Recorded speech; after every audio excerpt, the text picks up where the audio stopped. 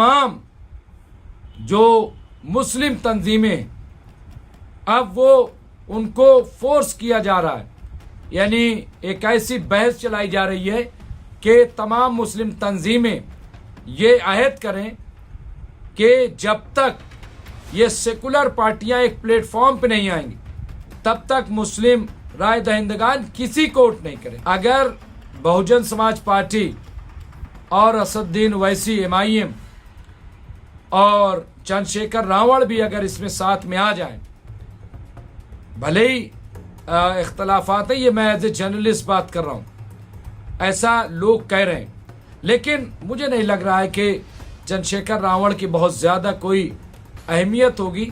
लेकिन लोग ये कह रहे हैं कि अगर बहुजन समाज पार्टी और असदुद्दीन ओवैसी का भी गठबंधन हो जाए तब भी बहुत बड़ा खेल उत्तर प्रदेश में हो सकता है। क्या मैं इजाजत है आपकी? आप पूरा साथ देंगे तो लगाओ मेरे साथ नारा, नारे तकबीर, नारे तकबीर। अगर कोई दोबारा बीजेपी को सत्ता में आने को रोकने की ये कोशिश करता है तो मैं यहाँ पर खड़े होकर कह रहा हूँ कि मजलिस इत्तेहादुल मुस्लिमीन उनका साथ देने के लिए तैयार है। अगर इज्जत के साथ बातचीत होगी, हिस्सेदारी की बातचीत होगी तो मजलिस और ओवैसी तैयार है। मगर अगर तुम बीजेपी को रोकने के नाम पर मुझसे और मटेरा की जनता से कहोगे कि तुमको दरी बिछाना पड़ेगा, अब दरी नहीं बिछाई जाएगी, अब हिस्सेदारी और बराबरी की लड़ाई होगी इंशाअल्लाह ताला।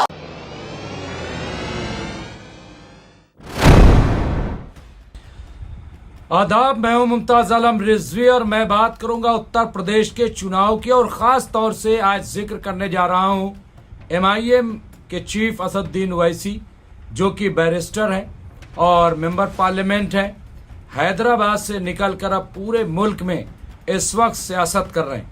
बंगाल हो, आसाम हो, बिहार हो, उत्तर प्रदेश या दूसरी रियासतें, जहाँ जहाँ अक़लियत है, मुस्लिम है, वहाँ वहाँ असदुद्दीन है और उनके अपने जो इरादे हैं, मंसूबे हैं, वो उनके साथ चल रहे हैं।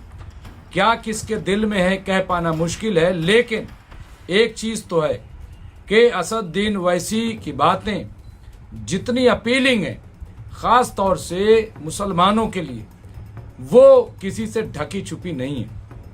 आज जब मुसलमानों को हाशिए पर लाया जा रहा है, आज जब मुस्लिम मसाइल को उठाने से गुरेज किया जा रहा है, तो ऐसे में जो भी हो, जैसा भी हो, लेकिन मुसलमानों को वो पसंद आ रहा है। अभी बहराइच में एक जलसा किया और जलसे में कई ऐलानात असदुद्दीन ओवैसी की तरफ से किए गए, जिनमें से एक बहुत इंपॉर्टेंट है, और वो ये कि हम इत्तेहाद के साथ आ सकते हैं, हम इंडिया गठबंधन के साथ आ सकते हैं, हम कांग्रेस, समाजवादी पार्टी, BSP, इन सब के साथ हम जुड़ सकते हैं, लेकिन इज्जत के साथ हमें बुलाया जाए। और अब हम दरी नहीं बिछाएंगे। इज्जत के साथ मतलब ये कि हमें हिस्सेदारी दी जाए, हमें मौका दिया जाए।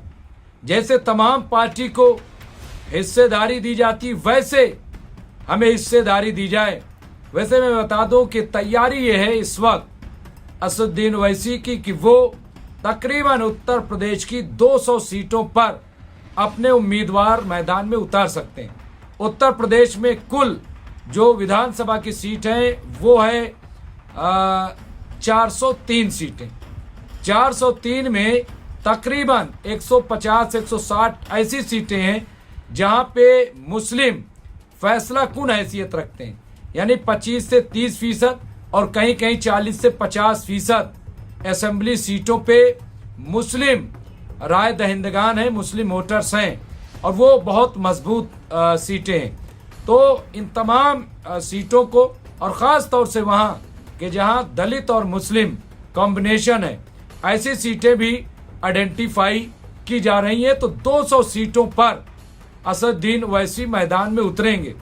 अब सवाल ये है कि क्या असदुद्दीन ओवैसी जो कांग्रेस, समाजवादी पार्टी या बीएसपी इनका काम खराब करेंगे, या फिर इत्तेहाद में इन्हें शामिल कर लिया जाएगा? क्या जो गलती बिहार में की अपोजिशन ने, वही गलती उत्तर प्रदेश में दोहराई जाएगी? जो गलती की बंगाल में ममता बनर्जी ने, क्या वही गलती उत्तर प्रदेश में दोहराई जाएगी? या फिर असदुद्दीन ओवैसी को शामिल कर लिया जाएगा, असदुद्दीन ओवैसी को गठबंधन का हिस्सा बना लिया जाएगा, या फिर असदुद्दीन ओवैसी तनहा लड़ेंगे? भले ही असदुद्दीन ओवैसी जीत न सकें, लेकिन अगर वो अकेले लड़ेंगे तो मैं दावे के साथ कह रहा हूं कि कम से कम मुस्लिम अक्सरियती सीट पर उन्हें अच्छे खासे वोट मिलेंगे। इतने वोट जरूर मिल जाएंगे कि जिसके बाद जो अपने आप को सेकुलर कहने वाली पार्टियां हैं वो शायद अपनी जीत दर्ज न करा सके। ये बिल्कुल तय है, इसमें कोई दो राय नहीं, क्योंकि जिस तरह से भले ही बंगाल में खाता न खुला हो, भले ही बिहार में बहुत बड़ा कुछ न करके 5 सीट पे ही जीते हो, लेकिन उत्तर प्रदेश में बिल्कुल अलग माहौल इस वक्त का है, बिल्कुल अलग। और अगर कहीं बहुजन समाज पार्टी से इत्तेहाद हो गया, या जैसे कि बातचीत चल रही है कि अगर बहुजन समाज पार्टी से नहीं हुआ तो बहुत मुमकिन है कि चंद्रशेखर रावण से ये इत्तेहाद हो जाए, आजाद समाज पार्टी से। असदुद्दीन ओवैसी इत्तेहाद तो चाहते हैं। अब किसके साथ इत्तेहाद होगा, क्या होगा? क्या ये सारी पार्टियां मुत्तहिद होंगी? जैसा कि एक मुहिम भी चलाई जा रही है, मुहिम ये चलाई जा रही है कि तमाम जो मुस्लिम तंजीमें, अब वो उनको फोर्स किया जा रहा है, यानी एक ऐसी बहस चलाई जा रही है कि तमाम मुस्लिम तंजीमें ये अहद करें कि जब तक ये सेकुलर पार्टियां एक प्लेटफॉर्म पे नहीं आएंगी तब तक मुस्लिम राय दहिंदगान किसी को वोट नहीं करें। अगर वो अलग अलग चुनाव लड़ेंगी तो मुस्लिम राय दहिंदगान वोट ही नहीं करेगा, वो चुनाव ही नहीं लड़ेगा। क्या ऐसा हो सकता है? ऐसी बातें की जा रही हैं। तो ऐसे में क्या होगा? लेकिन मैं आपको बता दूं, अगर बहुजन समाज पार्टी और असदुद्दीन ओवैसी MIM और चंद्रशेखर रावण भी अगर इसमें साथ में आ जाएं, भले ही इख्तलाफात है, ये मैं एज ए जर्नलिस्ट बात कर रहा हूं, ऐसा लोग कह रहे हैं, लेकिन मुझे नहीं लग रहा है कि चंद्रशेखर रावण की बहुत ज्यादा कोई अहमियत होगी।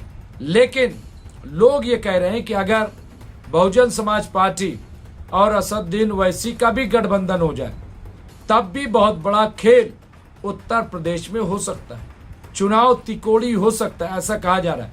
हालांकि बहुजन समाज पार्टी की जो सदर हैं बहन मायावती जी ने अभी ऐलान कर रखा है कि वो किसी के साथ गठबंधन नहीं करेंगे, किसी के साथ। वो तनहा चुनावी मैदान में आएंगे क्योंकि उनका गठबंधन जनता के साथ है। इसके साथ ही उन्होंने कहा कि जो इंडिया अलायंस बना हुआ है, ये अलायंस क्यों बनाए हैं? अलायंस इसलिए बना है क्योंकि कमजोर लोग ही अलायंस बनाते हैं। बीजेपी पूरी मजबूती से उत्तर प्रदेश में अपना काम शुरू कर चुकी। असदुद्दीन ओवैसी भी अब मैदान में आ गए। कल बहराइच में उन्होंने बहुत बड़ी रैली की है, वहां हजारों लोग जमा हुए जिन्होंने असदुद्दीन ओवैसी को सुना। असदुद्दीन ओवैसी ने जो वो करते हैं कि अपने मुद्दों पे, खास तौर से अक़लियतों के, मुसलमानों के मुद्दों को उठाया और उन्होंने बहुत वादे कर दिया कि अब मुसलमान दरी बिछाने वाला नहीं है, मुसलमान अब किसी के पीछे पीछे घूमने वाला नहीं है, मुसलमान अब अपनी हिस्सेदारी चाहता है, मुसलमान अब चाहता है कि उसे भी कुछ मिले। तो क्या जो 80-90% मुस्लिम वोट समाजवादी की पार्टी की तरफ जाता है, क्या उसमें सेंधमारी हो जाएगी? क्या असदुद्दीन ओवैसी इसमें कामयाब होंगे? ये एक बहुत बड़ा सवाल है। असदुद्दीन ओवैसी ने कहा कि हम पे इल्जाम लगाते हैं, हम पे सवाल खड़े करते हैं, लेकिन सवाल ये है कि अभी जो 20 एमपी तृणमूल कांग्रेस के बीजेपी में जा रहे हैं या उनको समर्थन करने जा रहे हैं, ये कौन लोग हैं? क्या मैंने कोई मंत्र पढ़ के फूंक दिया? क्या मैंने कोई तावीज उनको दे दी, दुआ पढ़ के फूंक दिया? मैंने क्या किया? ये क्यों जा रहे हैं और कौन लोग हैं ये जो काबा से मदीने की बात कर रहे थे? कहां है काबा, कहां है मदीना? क्यों अब ये अपना रुख बदल रहे हैं? उन्होंने ये भी कहा कि जहां तक हमारे लोग 5 लोग, हमारे भी 4 लोग गए, लेकिन हम उसी सीट पर फिर जीत करके आ गए फिर, और हम अपने कमिटमेंट के साथ हैं। हम कभी भी बीजेपी का साथ नहीं दे सकते। और आज भी हम कह रहे हैं कि अगर हमें इज्जत के साथ दावत दी जाए, हमें बुलाया जाए, इनवाइट किया जाए, तो हम आज भी गठबंधन के साथ आने के लिए तैयार हैं। हम पे इल्जाम मत कीजिए। लेकिन हम चुनाव न लड़े, हम मैदान में न आए, ये मुमकिन नहीं है। हम चुनाव लड़ेंगे और मजबूती के साथ लड़ेंगे और अपनी एक आवाज जो हमारी है उसको कायम करेंगे। तो ये अब एक हंगामा तो है, बेचैनी तो है, ऐसा नहीं है कि बेचैनी नहीं, लेकिन डर कहां है? आखिर असदुद्दीन ओवैसी को पार्टी में लेने से घबरा क्यों नहीं? अभी भी आप देखिए, जो इंडिया गठबंधन या इंडिया ब्लॉक की जो मीटिंग हुई थी कॉन्स्टिट्यूशन क्लब में, मैंने भी सवाल उठाया था कि आखिर उसमें क्यों AIMIM चीफ असदुद्दीन ओवैसी को नहीं बुलाया गया, क्यों उनको अलग थलग रखा गया? आखिर वजह क्या, डर किस बात का है? क्या वो ये कह देने से कि साहब असदुद्दीन बीजेपी की बी टीम है, बहन मायावती बीजेपी की बी टीम है? जब हरियाणा में या मध्य प्रदेश में समाजवादी और कांग्रेस आमने सामने होते, तो कांग्रेस मध्य प्रदेश में समाजवादी पार्टी कह देती कि बी टीम है। आप देखिए कि जब आम आदमी पार्टी और कांग्रेस दिल्ली में लड़ते हैं तो दोनों अच्छे हैं, लेकिन जब पंजाब में आमने सामने होते हैं तो एक दूसरे को बी टीम बताते हैं। तो ये बी टीम सी टीम ये सब कुछ नहीं होता है, अपॉर्चुनिटी का खेल है। जिसको जैसा मौका मिलता है वैसा वो करता है। अब यहां तय करना है ये अलायंस को, इंडिया ब्लॉक को, कि वो उत्तर प्रदेश में असदुद्दीन ओवैसी को लेते हैं या फिर बहन मायावती जी कोई बड़ा फैसला लेंगी और वो असदुद्दीन ओवैसी को अपने साथ लेंगी। और अगर असदुद्दीन ओवैसी को अपने साथ लिया तो एक बहुत बड़ा चेंज आ सकता है। ये भी हो सकता है कि असदुद्दीन ओवैसी, कांग्रेस और बहन जी ये 3 भी साथ आ सकते हैं। तो बहरहाल अभी बहुत कुछ तय होना बाकी है, लेकिन असदुद्दीन ओवैसी ने एक माहौल तो बना दिया, उत्तर प्रदेश में एक हड़बड़ाहट तो पैदा कर दी, एक चुनाव का बिगुल उन्होंने बहराइच से बजा दिया है। वो बहराइच जहां सैयद गाजी सालार मसूद के नाम जिस तरह की राजनीति, वहां योगी आदित्यनाथ जी ने भी एक हंगामा खड़ा कर रखा है, ये भी वहीं पे गए। अब इस तरह की बातों को कहा जाता है कि एक दूसरे के पूरक भी हैं, ऐसा भी सवाल, लेकिन ये फिर मैं कहूंगा ये राजनीति है। राजनीति जो है वो जैसा मौका, जैसा बेनिफिट, वैसा कदम। तो बहरहाल अभी बहुत कुछ होना बाकी है। 2027 में चुनाव है, अभी कम से कम 8 महीने, क्योंकि फरवरी मार्च 2027 में चुनाव अनाउंस होगा। उससे पहले जो कुछ होगा हम आपको अपडेट करते रहेंगे। यूपी चुनाव पर चर्चा या यूपी चुनाव पर चौपाल, आप हमारे साथ जुड़े रहिए, देखते रहिए MMC न्यूज़ इंडिया। बहुत बहुत शुक्रिया।